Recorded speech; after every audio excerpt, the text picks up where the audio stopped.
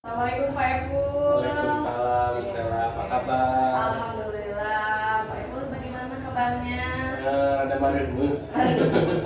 Pak Epul, saya mau mengganggu sebentar, boleh? Ya, boleh. Ini terkait supervisi yang akan Oh iya. dilakukan di Pak Epul.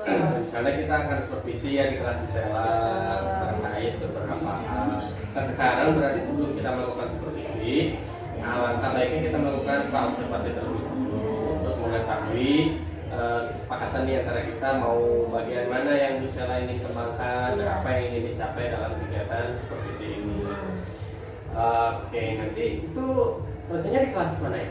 Baik, untuk rencana supervisi, insya Allah saya akan melakukannya di hari Jumat. Itu di kelas 12 IPA 3 Pak Epul, di 12 IPA lab, 3. dekat lab. Di Lab lab kimia ya? Ya, betul. Jam berapa? Saya akan melakukannya di jam ke-3 dan ke-4. Jam 3 jam 4. Oke, berarti nanti insya Allah hari Jumat saya akan hadir ke kelas Ibu untuk melakukan supervisi di kelas 12 IPA 3. Iya. 12 IPA 3. Oke, nah nanti tujuan pembelajaran sendiri apa nih? Di kelas Nah, itu? tujuan pembelajaran yang akan dilakukan pada pelajaran nanti ketika supervisi adalah yaitu menganalisis mengenai evaluasi praktik perlindungan dan penegakan hukum dalam menjamin keadilan dan kedamaian di Indonesia. Itu mungkin tujuannya dengan tentunya dengan melakukan penerapan dari pembelajaran berdiferensiasi juga penerapan PSE. Nah nanti area pengembangan yang ingin saya observasi yang ingin Bu Stella kembangkan apa yang ingin saya lihat dari Bu Stella? Nah, yang ingin dilihat itu adalah yang ingin saya kembangkan kepada peserta didik tentunya munculnya adanya pembelajaran berbasis sosial emosional yang muncul dilihat dari kegiatan diskusi yang diharapkan dari kognitifnya yang muncul dengan menganalisis setiap perilaku ataupun penegakan hukum yang ada di Indonesia. Jadi menjadi garis bawah berarti saya bertugas untuk mengetahui kegiatan belajar itu sudah menerapkan PSE atau belum, dan untuk pengembangan pengetahuan dari peserta didik. Ya, mengenai evaluasi praktik penegakan hukum. Nah nanti strategi yang sudah dipersiapkan untuk pembelajarannya seperti apa? Nah, strategi yang telah saya siapkan tentunya saya memikirkan mengenai strategi dari model pembelajarannya. Saya akan menggunakan model pembelajaran problem based learning, tentunya dengan media yang disiapkan berupa laptop, berupa gawai, terus infocus, dan juga LKPD yang akan disiapkan. Dan dengan metodenya yaitu dengan diskusi. Jadi nanti si anak itu melakukan analisis yang akhirnya anak membuat sebuah poster berbentuk Canva mengenai evaluasi dari penegak hukum itu sendiri, dan mungkin nanti peserta didik dapat menganalisis serta mengevaluasi apakah penegak hukum di Indonesia itu sudah baik atau belum. Itu mungkin. Kayaknya akan menarik dengan kegiatan pembelajaran. Kemudian media yang sudah disebutkan. Kira-kira nanti ketika pelaksanaannya apakah ada orang lain yang juga ikut memantau kegiatan supervisi ini? Nah, kira-kira untuk pemantauan itu sendiri menurut saya sih hanya ada dari Pak Ibu mungkin sebagai supervisor, ada pun rekan sejawat yang dibutuhkan itu adalah ketika proses diskusi sebelumnya yang mungkin saya akan melakukan diskusi dulu dengan rekan sama MDM atau PKN apakah pembelajaran yang saya ambil atau putusan itu sudah sesuai atau belum, dan mungkin juga nanti sedikit ada diskusi mengenai media yang pas apakah menggunakan Canva atau tidak dalam pembelajarannya. Namun saya mempersiapkan itu dengan Canva juga dengan metode lain mungkin agar terlihat anak itu tidak hanya Canva. Saya juga akan menerapkan perdemonstrasinya. Saya juga menyediakan mengenai PowerPoint atau mungkin nanti fase produknya dengan karton mungkin Pak. Oke, alhamdulillah. Berarti secara garis besar nih kegiatan praktis kita sudah saya anggap cukup lah. Saya sudah mengetahui apa yang ingin bisa kembangkan, kapan dilaksanakannya. Nah nanti berarti sesuai rencana hari Jumat saya akan hadir ke kelas Bu Stella untuk melihat sejauh mana tujuan-tujuan tercapai yang ingin Bu Stella capai. Kemudian nanti mudah-mudahan di hari yang sama atau mungkin di hari yang lain kita bisa melakukan pasca observasi ya. Kita ngobrol lagi apakah tercapai atau tidak kegiatan yang kita ingin capai hari ini. Nanti sepertinya akan dihadiri oleh pengajar praktik. Oh iya iya. Karena kayaknya dengan tugas saya ya. Kemudian untuk kita simpulkan nih dari pertemuan hari ini, apa yang Bu Sela dapatkan nih kira-kira dari hasil pra observasi ini, apa yang Bu Sela dapatkan? Setelah berdiskusi dengan Pak Saiful, mungkin saya sudah tercerahkan ya Pak Saiful. Saya mendapatkan bahwa apa saja sebetulnya yang harus saya siapkan dengan model atau metode yang akan saya gunakan, terutama mungkin dengan pembelajaran yang PSC ini yang akan saya munculkan dalam pembelajaran hari ini.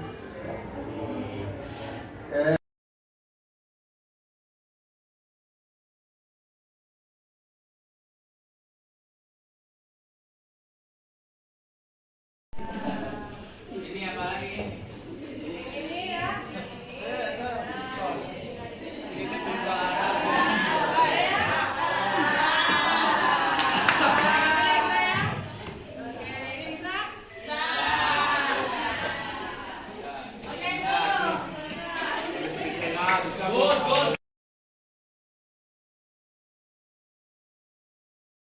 Assalamualaikum warahmatullahi wabarakatuh. Waalaikumsalam warahmatullahi wabarakatuh. Pak, izin Pak untuk Ya, silakan. melakukan pasca observasi dengan Bu Sela. Ini guru yang kemarin saya observasi di kegiatan supervisi akademik Iya. yang menggunakan prinsip coaching. Iya. Misalnya ini Pak Henry, pengajar praktik saya. Nanti izin Bapak ikut mengikuti kegiatan pasca observasi dan direkam kegiatan ini sebagai bahan laporan saya. Baik Bu Sela, kemarin kan kita sudah melakukan pra observasi, kemudian saya datang ke kelas untuk melihat bagaimana kegiatan Bu Sela di kelas. Nah, dari kegiatan yang Bu Sela lakukan kemarin kira-kira menurut Bu Sela sudah mencapai target yang Bu Sela inginkan atau belum?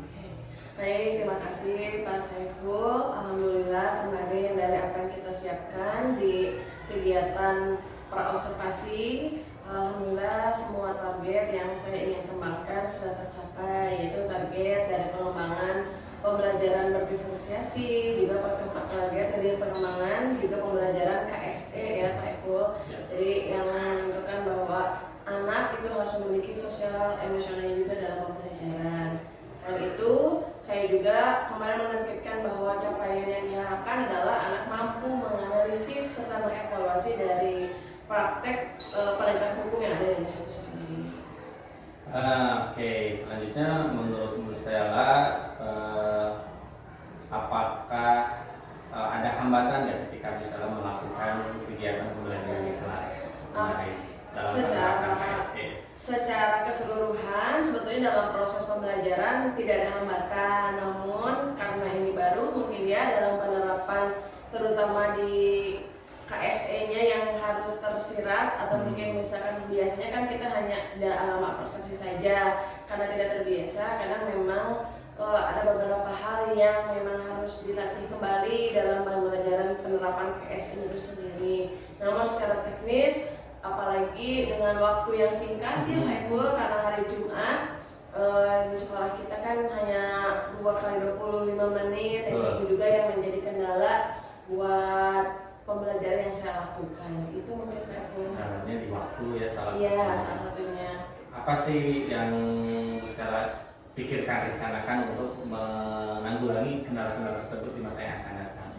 Ketika saya melihat ada kendala di masalah waktu, apalagi di hari Jumat yang mungkin pembelajarannya itu banyak saya di hari Jumat, mungkin saya akan mencoba dari model pembelajaran yang lain yang mungkin dapat cepat atau mungkin melakukan persiapan ataupun dalam hal prakteknya itu lebih sederhana. Dalam artian konteksnya sama, tujuannya menganalisis, tapi dengan model yang berbeda. Itu mungkin yang saya akan coba dalam penerapan pembelajaran selanjutnya. Jadi tidak banyak kegiatan yang dilakukan Ya, untuk fokus kepada pelaksanaan. Betul.